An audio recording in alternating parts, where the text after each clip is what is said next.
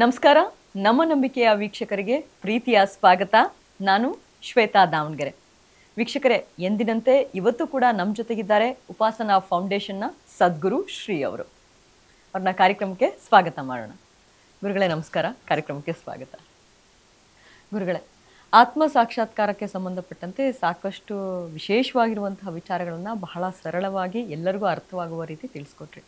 ಇನ್ನು ಇವತ್ತಿನ ವಿಚಾರ ಅಂದರೆ ಈ ಸಾಧು ಸಂತರು ಮತ್ತು ವೇದಗಳನ್ನು ಅಭ್ಯಾಸ ಮಾಡೋರು ಮತ್ತು ಸಾಮಾನ್ಯ ಮನುಷ್ಯರು ಏನು ವ್ಯತ್ಯಾಸ ಅಂತ ಹೇಳಿ.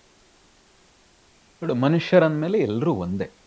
ದೇಹ, ಎರಡು ಕಾಲು, ಎರಡು ಕಿವಿ, ಎರಡು ಕಣ್ಣು ಮತ್ತು ಉಸಿರಾಟ ಎಲ್ಲವೂ ಒಂದೇ.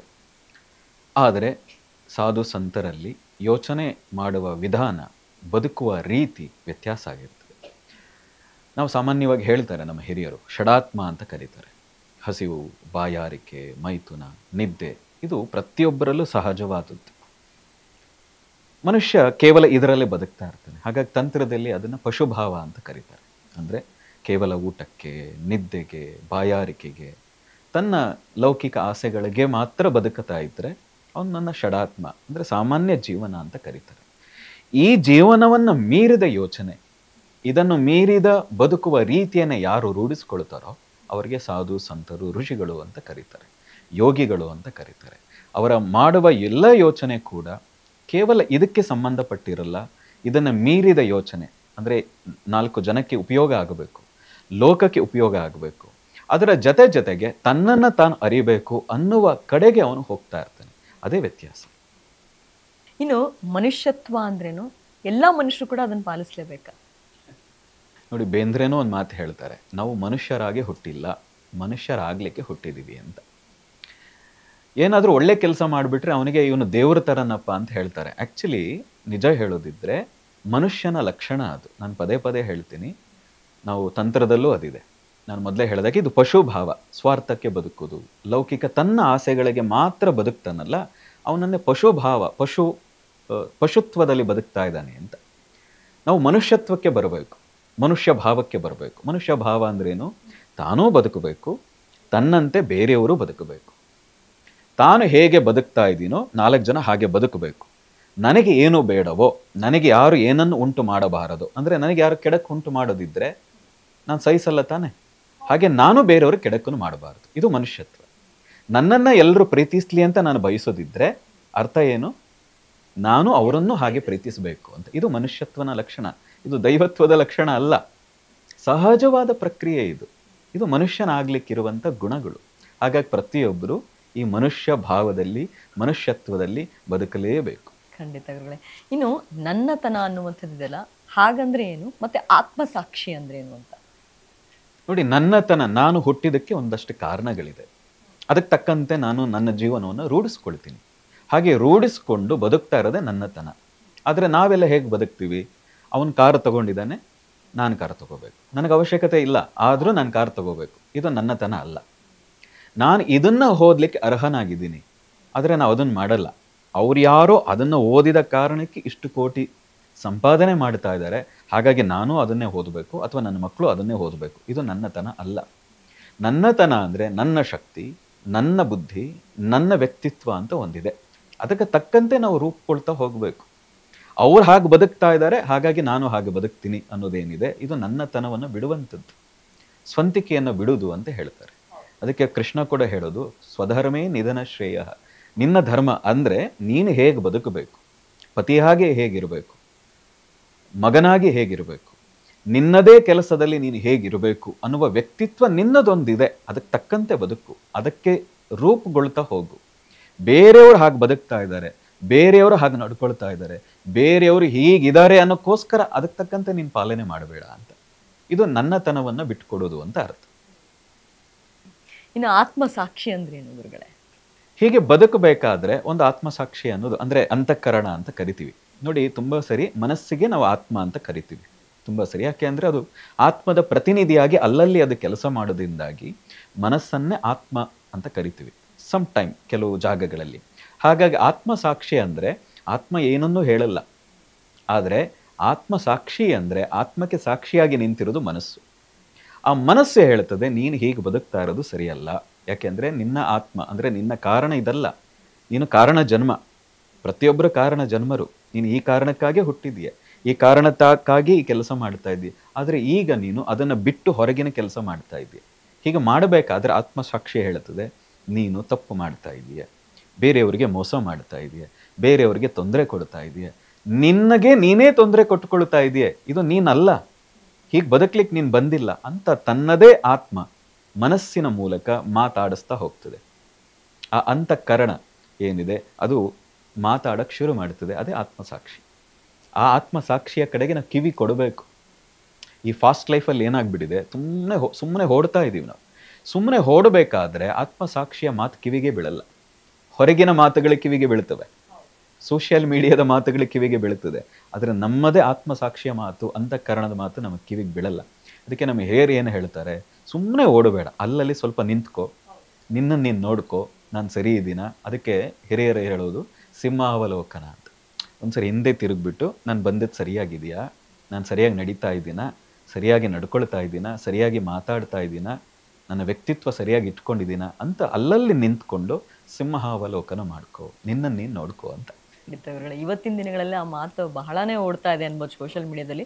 ಎಷ್ಟೋ ತಿಳಿದಂತಾರೆ ಹೇಳ್ತಾರೆ, ನಿನ್ನ ಜೊತೆಗೆ ನೀನು ಅಟ್ಲೀಸ್ಟ್ 24 ಗಂಟೆಯಲ್ಲಿ ಒಂದು 5 ನಿಮಿಷನಾದ್ರೂ ನೀನು ಟೈಮ್ ಕಳಿ, ಆಗ ನಿನಗೆ ಗೊತ್ತಾಗುತ್ತೆ ನೀನು ಯಾರು ಅಂತ ಹೇಳಿ. ಇಲ್ಲಾಂದ್ರೆ ಒಬ್ಬ ಒಳ್ಳೆಯ ವ್ಯಕ್ತಿಯನ್ನ ಪ್ರತಿದಿನ ನೀನು ಮಿಸ್ ಮಾಡ್ಕೊಳ್ತಾ ಹೋಗ್ತೀಯಾ ಅಂತ. ಏನಂದ್ರೆ ಸುಮ್ಮನೆ ಓಡ್ತಾ ಇದ್ರೆ ನಾವು ಫೇಲೇ ಆಗ್ತಾ ಇರ್ತೀವಿ, ಆದ್ರೆ ಕಾರಣ ಗೊತ್ತಾಗಲ್ಲ. ನೀವು ಒಂದು ಕ್ಷಣ ಒಂದು ಕಡೆ ನಿಂತು ನೋಡಿದಾಗ ಯಾಕಿದು ನನ್ನ ಕೆಲಸ ಮಿಸ್ ಆಯ್ತು, ಯಾಕೆ ಆ ಕೆಲಸದಲ್ಲಿ ಯಶಸ್ಸು ಗಳಿಸ್ಲಿಲ್ಲ, ಇನ್ಯಾರನ್ನು ಕೇಳೋ ಅವಶ್ಯಕತೆ ಇಲ್ಲ, ಯಾವ ಜ್ಯೋತಿಷಿ ಹತ್ರಕ್ಕೂ ಹೋಗೋ ಅವಶ್ಯಕತೆ ಇಲ್ಲ, ಯಾವ ಅತೀಂದ್ರಿಯ ಸ್ಥಿತಿಯೂ ಅದಕ್ಕೆ ಅವಶ್ಯಕತೆ ಇಲ್ಲ. ನಿಮ್ಮ ಮನಸ್ಸೇ ಸಾಕು, ನಿಮ್ಮ ಮನಸ್ಸಾಕ್ಷಿಯೇ ಸಾಕು, ಅದಕ್ಕೆ ಉತ್ತರ ಕೊಡ್ತದೆ. ಇನ್ನು ಗುರುಗಳೇ, ಈ ಮನಸ್ಸಿಗೂ ಕನಸಿಗೂ ಏನು ವ್ಯತ್ಯಾಸ ಅಂದ್ರೆ ನಿದ್ದೆಯನ್ನ ಹೊರತುಪಡಿಸಿ? ಕನಸು ಅನ್ನೋದಿದೆಯಲ್ಲ, ಒಂದು ದಿನಕ್ಕೆ ಇವತ್ತಿನ ಮಾಡರ್ನ್ ಸೈಕಾಲಜಿ ಕೂಡ ಹೇಳೋದು 40,000 to 60,000 ಥಾಟ್ಸ್ಗಳು ಬರ್ತದೆ ಅಂತ. 40,000 to 60,000 ಥಾಟ್ಸ್ಗಳು. ಅದರಲ್ಲಿ 99% ಜಂಕ್, ವೇಸ್ಟ್, ಅನಾವಶ್ಯಕ. ಯಾವುದನ್ನ ನಾವು ಪದೇ ಪದೇ ಮನನ ಮಾಡ್ತಾನೆ ಇರ್ತೀವೋ, ಅನಾವಶ್ಯಕವಾಗಿರಲಿ ಅವಶ್ಯಕವಾಗಿರಲಿ, ಇದು ಒಂದು ದಿನ ಕನಸಿನ ರೂಪದಲ್ಲಿ ಕಾಣ್ಲಿಕ್ಕೆ ಶುರುವಾಗ್ತದೆ. ನಮಗೆ ಅನಾವಶ್ಯಕ. ಆದರೆ ಮನಸ್ಸಿನ ಥಾಟ್ಸ್ಗಳು ಕಡಿಮೆಯಾಗಿ, ಆಲೋಚನೆಗಳು ಕಡಿಮೆಯಾಗಿ ಏನು ಕನಸು ಬೀಳುತ್ತದೆ ಅದು ನಮಗೆ ಸೂಚನೆಗಳನ್ನು ಕೊಡುತ್ತದೆ. ಮುಂದೆ ಆಗುವ ಅಥವಾ ಆಗಿರುವ, ಆಗಬಹುದಾದ, ಹೀಗೆ ಮಾಡಿದರೆ ಸರಿ ಅನ್ನುವ ಸೂಚನೆಗಳು ಕೂಡ ಮನಸ್ಸೇ ಕನಸಿನ ರೂಪದಲ್ಲಿ ನಮಗೆ ಸೂಚನೆಯನ್ನು ಕೊಡುತ್ತದೆ. ಅದು ಬಹಳ ಕಡಿಮೆ, 99% ವೇಸ್ಟ್. ಆದರೆ 1% ಮಾತ್ರವೇ ಆ ರೀತಿಯ ಒಳ್ಳೆಯ ಸೂಚನೆಯನ್ನು ಮುಂದೆ ಆಗುವುದರ ಬಗ್ಗೆ ಅಥವಾ ಹೀಗೆ ಮಾಡಿದರೆ ಇದಾಗ್ತದೆ ಅನ್ನೋದ್ರ ಬಗ್ಗೆ ಸೂಚನೆ ಕೊಡೋದು ಕೇವಲ 1%. ಅದನ್ನು ಗುರ್ತಿಡಿಯೋದು ಸ್ವಲ್ಪ ಕಷ್ಟ ಆಗ್ಬೋದು. ಅಂದ್ರೆ ಆ ಒಂದು ಸಾಧನೆಯ ಹಾದಿಯಲ್ಲಿದ್ರೆ ಮಾತ್ರ ಅದೆಲ್ಲವೂ ಸಾಧ್ಯ. ಅದು ಇನ್ನೂ ಸುಲಭ ಆಗ್ತದೆ. ಪ್ರತಿಯೊಬ್ಬರಿಗೂ ಆ ರೀತಿಯ ಸೂಕ್ಷ್ಮತೆ ಇದೆ, ಯಾಕಂದ್ರೆ ಎಲ್ರಿಗೂ ಮನಸ್ಸಿದೆ. ಹಾಗಾಗಿ ಎಲ್ರಿಗೂ ಆ ಸೂಕ್ಷ್ಮತೆ ರೂಪದಲ್ಲಿ, ಕನಸಿನ ರೂಪದಲ್ಲಿ ದಾರಿಯನ್ನು ತೋರಿಸ್ತದೆ.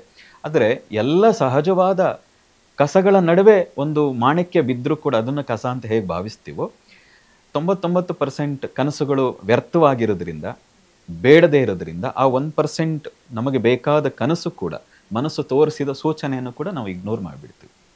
ಆದರೆ ಸಾಧನೆ ಇದ್ದರೆ ಅದನ್ನು ಇಗ್ನೋರ್ ಮಾಡಲ್ಲ, ಅದರ ಸೂಕ್ಷ್ಮತೆಯನ್ನು ಕಂಡುಹಿಡಿತೀವಿ. ಅಂದ್ರೆ ಆಗ ಆಗುವಂತಹ ಬದಲಾವಣೆಗಳೇನು, ಏನು ಗಮನ? ಪತಂಜಲಿ ಏನು ಹೇಳ್ತಾರೆ, ನಿನಗೆ ಏನು ಸ್ವಪ್ನ ಬರ್ತದೆ ಸ್ವಪ್ನವನ್ನೇ ಧ್ಯಾನಿಸು ಅಂತ. ಏನು ಕನಸು ಬೀಳ್ತಾ ಇದೆ ಅದನ್ನೇ, ಸ್ವಪ್ನವನ್ನೇ ಧ್ಯಾನಿಸು, ಅದರ ಅರ್ಥ ನಿನಗೆ ಗೊತ್ತಾಗ್ತದೆ, ಯಾಕಾಗಿ ಆ ಕನಸು ಬಂತು ಅಂತ. ಅದು ವಿಸ್ತಾರ ಆಗ್ತಾ ಹೋಗಿ ಮುಂದಿನ ದಿನ ನಿನ್ನ ಭವಿಷ್ಯತ್ತನ್ನು ನೀನೇ ನೋಡ್ಕೊಳ್ಬಹುದು ಅಂತ ಹಿರಿಯರು ಹೇಳ್ತಾರೆ. ಇನ್ನು ಸಾಮಾನ್ಯವಾಗಿ ನಾವು ನೋಡ್ಬೋದು, ಕೆಲವರು ಹೇಳ್ತಾರೆ ಒಬ್ಬ ಮನುಷ್ಯನಿಗೆ 2 ಹೃದಯ 3 ಕಿವಿಗಳಿದೆ ಅಂತ ಹೇಳಿ. ಅದು ಯಾವುದು ಮತ್ತು ಯಾಕೆ ಅಂತ? ಅಲ್ಲ, ಇದು ಆಧ್ಯಾತ್ಮಿಕವಾಗಿ ಬೇರೆ ಬೇರೆ ವ್ಯಾಖ್ಯಾನಗಳನ್ನು ಮಾಡ್ಬೋದು. ಈಗ ನೋಡಿ, ನಾವು ಸಹಜವಾಗಿ ಹೇಳೋದಿದ್ರೆ ಇದು ಫಿಸಿಕಲ್ ಹಾರ್ಟ್ ಅಂತ ಒಂದಿದೆ, ಎಲ್ಲರಿಗೂ ಇರೋ ಹಾಗೆ. ಸ್ಪಿರಿಚುವಲ್ ಹಾರ್ಟ್ ಅಂತಲೂ ಒಂದಿದೆ, ಅದಕ್ಕೆ ಅನಾಹತ ಚಕ್ರ ಅಂತ ಕರೀತಾರೆ. ಅದು ಸ್ಪಿರಿಚುವಲ್ ಹಾರ್ಟ್. ಅನಾಹತ ಅಂದ್ರೆ ಅರ್ಥನೇ ಹೃದಯ ಅಂತ. ಸಂಸ್ಕೃತದಲ್ಲಿ ಅದನ್ನು ಅನಾಹತ ಅಂತ ಕರೀತಾರೆ. ಅಂದರೆ ಯಾವುದಕ್ಕೂ ತಾಗದೆ ಉಂಟಾಗುವಂತಹ ಶಬ್ದ. ಈಗ ಹೃದಯ ತನಗೆ ತಾನೇ ಬಡ್ಕೊಳ್ತಾ ಇದೆ, ಅಲ್ಲಿ ಯಾರೋ ಹೋಗಿ ಬಡಿತಾ ಇಲ್ಲ. ಹೇಗೆ ಗಂಟೆಯನ್ನು ಬಡಿತೀವೋ, ಹೇಗೆ ನಗಾರಿಯನ್ನು ಬಡಿತೀವೋ, ಅದಕ್ಕೆ ಹೆಸರು ಅಹತನಾದ ಅಂತ. ಒಂದಕ್ಕೊಂದು ಘರ್ಷಣೆಯಾಗಿ ಉಂಟಾಗುವ ಶಬ್ದಕ್ಕೆ ಅಹತನಾದ. ಘರ್ಷಣೆ ಆಗದೆ ತನಗೆ ತಾನೇ ಸೃಷ್ಟಿಯಾಗುವ ಶಬ್ದಕ್ಕೆ ಅನಾಹತ ನಾದ ಅಂತ. ಹಾಗಾಗಿ ಈ ಎರಡು ಹೃದಯ, ಒಂದು ಸ್ಪಿರಿಚುವಲ್ ಹಾರ್ಟ್, ಇನ್ನೊಂದು ಫಿಸಿಕಲ್ ಹಾರ್ಟ್, ನಾರ್ಮಲ್ ಹಾರ್ಟ್, ಹೀಗೆ ಎರಡು ಹೃದಯಗಳಿದೆ. ತುಂಬ ಜನ ಫಿಸಿಕಲ್ ಹಾರ್ಟ್ ಕಡೆಗೆ ಗಮನ ಕೊಟ್ಟಿದ್ದಾರೆ, ಆದರೆ ಅನಾಹತ ಚಕ್ರಕ್ಕೆ ಅಂದರೆ ಸ್ಪಿರಿಚುವಲ್ ಹಾರ್ಟ್ ಕಡೆಗೆ ಗಮನ ಕೊಟ್ಟರೆ ನೀನು ಬಹಳ ದೊಡ್ಡ ಯೋಗಿ ಆಗ್ತೀಯ ಅಂತ. ರಮಣ ಕೂಡ ಹಾರ್ಟ್ ಅನಾಹತದ ಕಡೆಗೆ ಅವರು ಯಾವತ್ತೂ ಧ್ಯಾನಿಸ್ತಾ ಇದ್ರು. ಹಾಗಾಗಿ ರಮಣ ಕೂಡ ಹೇಳೋದು, ನಾನು ಧ್ಯಾನಿಸ್ತಾ ಅಂತರಾಳಕ್ಕೆ ಇಳಿದಾಗ ನಾನೊಂದು ವಿಶಾಲವಾದ ಗುಹೆ ಒಳಗೆ ಪ್ರವೇಶವಾದ. ನನ್ನ ಜೀವನದಲ್ಲಿ ಎಷ್ಟು ಸುತ್ತಿದ್ದೀನಿ ಈ ಅರುಣಾಚಲ ಗಿರಿಯನ್ನು, ನಾನು ಎಲ್ಲಿಯೂ ಕೂಡ ಅಷ್ಟು ವಿಶಾಲವಾದ ಗುಹೆಯನ್ನು ನಾನು ನೋಡಿಲ್ಲ.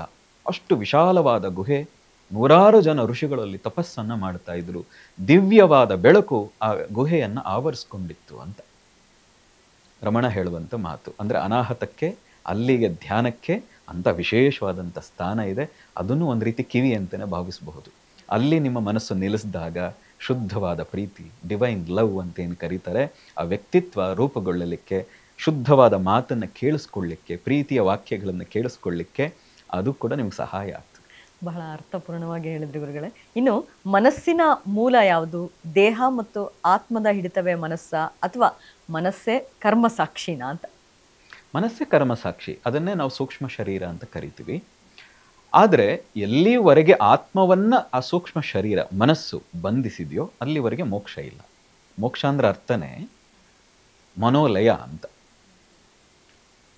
ಚಿತ್ತಶುದ್ಧಿ ಆದಾಗ ಸಾಕ್ಷಾತ್ಕಾರ ಆಗ್ತದೆ, ಮನೋಲಯ ಆದಾಗ ಮೋಕ್ಷ ಕೈವಲ್ಯವನ್ನು ಪಡಿತೀರಿ, ಅರ್ಥಾತ್ ಸ್ವತಂತ್ರವನ್ನು ಪಡಿತೀರಿ. ಈಗ ಆತ್ಮಕ್ಕೆ ಯಾವುದೇ ತೋರ್ಪಡಿಕೆ ಇಲ್ಲ, ಅಂದರೆ ಅದನ್ನು ಕತ್ತರಿಸ್ಲಿಕ್ಕಾಗಲ್ಲ, ಗೊತ್ತಿದೆ, ಅದು ತೋಯಿಸ್ಲಿಕ್ಕಾಗಲ್ಲ, ಒಣಗಿಸ್ಲಿಕ್ಕಾಗಲ್ಲ, ಬೇಯಿಸ್ಲಿಕ್ಕಾಗಲ್ಲ, ಎಲ್ಲವೂ ಸಹಜವಾಗಿ ಎಲ್ಲರೂ ಹೇಳ್ತಾರೆ.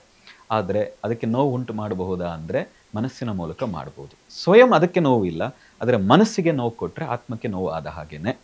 ಹಾಗಾಗಿ ಎಲ್ಲ ಕರ್ಮಗಳು ಕೂಡ, ಕುಕರ್ಮ ಇರ್ಬೋದು, ಸುಕರ್ಮ ಇರ್ಬೋದು, ಎಲ್ಲವೂ ಸ್ಟೋರ್ ಆಗೋದು ಯಾವುದು, ಎಲ್ಲಿ ಅಂದರೆ ಮನಸ್ಸಿನಲ್ಲಿ.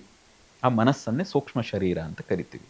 ಯಾವಾಗ ಆ ಸೂಕ್ಷ್ಮ ಶರೀರ ಬಿದ್ದು ಹೋಗ್ತದೋ, ಲಯವಾಗ್ತದೋ, ಆಗ ಆತ್ಮ ಪರಿಪೂರ್ಣ ಸ್ವತಂತ್ರವಾಗ್ತದೆ. ಇನ್ನು ಗುರುಗಳೇ, ದೇಹ, ಆತ್ಮ ಮತ್ತು ಮನಸ್ಸನ್ನ ಒಂದಾಗಿಸುವುದು ಹೇಗೆ? ಯೋಗ, ಧ್ಯಾನ, ಭಕ್ತಿ ಮಾರ್ಗವನ್ನ ಬಿಟ್ಟು ಇದಕ್ಕೆ ಬೇರೆ ಮಾರ್ಗ ಇದೆಯಾ?